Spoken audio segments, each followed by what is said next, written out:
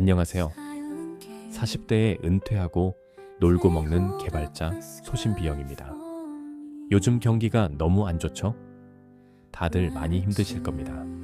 저도 은퇴하고 개인 사업을 하고 있지만 정말 역대급으로 힘든 시기를 보내고 있으니까요. 정부에서 발표하는 각종 지표들을 보면 올해도 많이 힘들 것 같아요. 아직 10년은 더 아이들 뒷바라리질을 해야 하는데 매출은 줄어들고 하루하루 버티기가 힘드네요. 뭐 어쩌겠어요. 뭔가 수입을 늘릴 만한 일을 찾아보고 다시 달려야죠. 50대에 다시 취업을 하기가 쉽지 않았는데요. 그래도 계속 이력서를 넣고 면접을 봤어요. 기다리는 시간이 길어질수록 포기할까도 생각했지만 그래도 혹시나 해서 계속 이력서를 업데이트했습니다. 그동안 몇 차례 연락이 온 곳들이 있었지만 취업까지 연결되지는 않았습니다. 20년 동안 개발자로 살아오면서 주로 ES 쪽 개발을 했는데요. 요즘 연락 오는 곳들은 거의 대부분 MES 쪽이더라고요. 몇 번 프로젝트를 수행한 경험이 있지만 너무 오래전이라 취업이 잘 안 되었던 것 같아요. 어쩌면 경력 부족과 많은 나이 탓일 수도 있겠네요. 그래서 마지막으로 프리랜서 개발자 단가를 좀 낮췄습니다. 역시 몸값을 낮추니 취업이 되는군요. 어쩌면 당연한 결과가 아니었을까 생각합니다. 비슷한 경력과 실력이면 싼 가격의 개발자를 쓰는 게 기업 입장에서는 좋으니까요. 개발자가 아닌 분들은 아마도 잘 모르실 듯한데 오늘은 프리랜서 개발자 보도방에 대해 한번 말해 볼게요. 프리랜서 개발자 보도방이라는 표현은 주로 부정적인 의미로 사용되며 특정 중개업체나 개인이 프리랜서 개발자와 클라이언트 사이에서 중간 수수료를 챙기고 계약을 연결해주는 형태를 지칭합니다. 이는 유흥업소에서 손님을 소개해주는 보도방에서 유래한 은어로 개발자 업계에서 유사한 방식으로 중개하는 업체를 비꼬는 의미로 사용됩니다. 중개 수수료는 프리랜서 개발자가 실제로 받는 금액보다 훨씬 높은 금액으로 클라이언트에게 청구한 뒤 차액을 중개자가 가져가는 방식입니다. 클라이언트와 개발자 모두에게 정보를 투명하게 공유하지 않고 서로의 실제 계약 조건을 숨기는 경우가 많아서 문제가 되는 거죠. 중간에서 얼마를 떼어가는지 아무도 모르니까요. 고급 개발자 기준 클라이언트가 지급하는 월 단가는 1,300만 원입니다. 고급 개발자가 받는 돈은 800만 원이죠. 그러면 개발자 한 명을 프로젝트에 투입시키고 1년 동안 월마다 한 명에게 500만 원씩 그냥 생기게 됩니다. 제가 이번에 들어가는 곳은 한 번에 8명이 들어가니 대략 얼마 정도 버는지 아시겠죠? 계약 자체가 비공식적으로 이루어지는 경우가 많아서 계약 불이행이나 지연된 대금, 지급 등의 문제가 발생할 수 있습니다. 개발자에게 정당한 보수를 지급하지 않거나 과도한 업무량을 부과하는 경우가 생각보다 많았습니다. 제가 처음 프로젝트를 할 때만 해도 개발자와 클라이언트가 직접 계약하는 경우들도 있었습니다. 구두 계약보다는 법적 효력이 있는 계약서를 반드시 작성해야 했었고요. 그러나 SI나 시스템뿐만 아니라 다른 업종도 비슷합니다.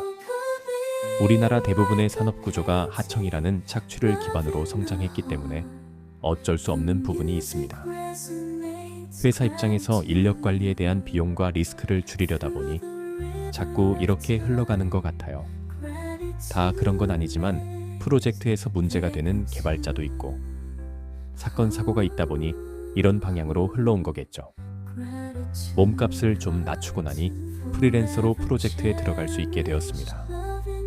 IMF 때보다 더 어렵다는 요즘 시기에 일을 할 수 있다는 건 정말 다행이라고 생각합니다. 그리고 다른 직종도 아니고 제가 잘할 수 있는 개발이라서 크게 부담도 없네요. 주변에 저와 같은 1인 개발자를 하시는 분들을 보면 요즘 매출이 떨어져서 배달이라도 해야 하나 고민하시는 분들이 많습니다. 1인 개발자들이 각자의 서비스가 있고 이런 서비스로 수익을 내면서 살아가고 있는데요. 어려운 경제 상황으로 인해 고객이 이탈하고 새로운 고객이 유입되지 않다 보니 어쩔 수 없는 상황인 듯 합니다. 저는 그래도 얼마 전까지 회사를 다니고 있었기 때문에 경력 단절이 짧은 편입니다. 그리고 이미 20년을 개발자로 있었기 때문에 사실 더 많은 경력이 필요하지도 않기 때문인데요. 잠깐 몇 년 회사 생활하다가 1인 개발자로 사업을 하신 분들은 경력 단절이 길기도 하고 다시 취업하기가 쉽지 않습니다. 요즘 기업들이 경력 같은 신입 개발자를 요구하는 이유는 여러 가지 산업적, 경제적, 기술적 요인에서 비롯됩니다. 그래서 주니어 개발자들이 취업하기가 쉽지 않은 상태가 지속되고 있는데요. 그렇다고 해서 시니어 개발자가 취업하기 쉬운 것도 아닙니다. 신입 교육과 온보딩에 드는 시간과 비용을 줄이고 바로 실무에 투입할 수 있는 인력을 선호합니다. 빠르게 변화하는 시장에서 제품 출시 속도가 경쟁력을 좌우하기 때문에 즉시 생산성 있는 개발자가 필요합니다. 신입을 교육시켜서 한 명의 개발자를 만들기보다는 경력자가 즉시 투입되는 것이 비용 측면에서 유리합니다. 몇 가지 요인들이 있는데요. 일단 비싼 비용을 들여서 교육을 시켜놓으면 더 연봉이 높은 곳으로 이직하기 때문에 그렇기도 합니다. 숙련된 시니어 개발자, 채용이 어려워지면서 신입이라도 경력자 수준의 기술력을 기대합니다. 앞서 언급했지만 IT 업계의 이직률이 워낙 높다 보니 신입에게 투자한 인력이 빠르게 이탈하는 것은 정말 큰 손실입니다. 신입이라도 자체 학습 능력과 장기 근속 가능성을 중요시하는 문화도 영향을 주는 것 같아요. AI, 클라우드, 블록체인 등 빠르게 진화하는 기술 환경에서 기본적인 CS 지식 외에도 최신 기술 트렌드를 이해하고 있어야 합니다. 특정 언어나 프레임워크 하나만 아는 것이 아니라 풀스택, 배포, 자동화, CA, 채권화, CACD 같은 복합 역량이 요구됩니다. 프로젝트 성공률이 낮다 보니 이론뿐 아니라 실제 프로젝트 경험을 중시하게 되었습니다. 기업들은 채용 과정에서 시간과 자원을 아끼기 위해 즉시 업무 가능한 인재를 찾고 포트폴리오와 코드 테스트로 검증합니다. 부트캠프, 개인 프로젝트, 인턴 경험을 통해 실무에 가까운 경험을 요구합니다. 실제 채용에서는 학벌이나 자격증보다 실질적 문제 해결 능력을 평가하고 있습니다. 규모가 작은 기업일수록 자체적으로 신입을 교육하거나 장기간 훈련할 여력이 부족합니다. 업무가 다양하기 때문에 개발뿐만 아니라 기획, 운영까지 이해하는 멀티플레이어를 원합니다. 프리랜서 시장에서는 이게 더 심화되어가는 분위기입니다. 제가 프로젝트를 해오면서 신입은 정말 보기가 쉽지 않았거든요. 제가 일하는 분야가 보수적이기도 합니다.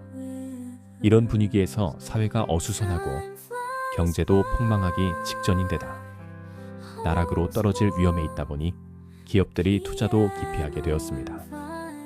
이 상태가 언제까지 지속될지는 모르겠지만 앞으로 몇 년 더 이 상태로 유지된다면 하루라도 빨리 경제가 살아나고 취업도 잘 되고 모두가 먹고 살만한 세상이 되었으면 좋겠습니다. 4월 1일부터 프로젝트에 들어가니 이제 취미로 했던 유튜브도 좀 뜸해질 것 같고 홈페이지나 블로그 관리도 느슨해질 것 같네요. 그래도 일할 수 있어서 다행이라고 생각합니다.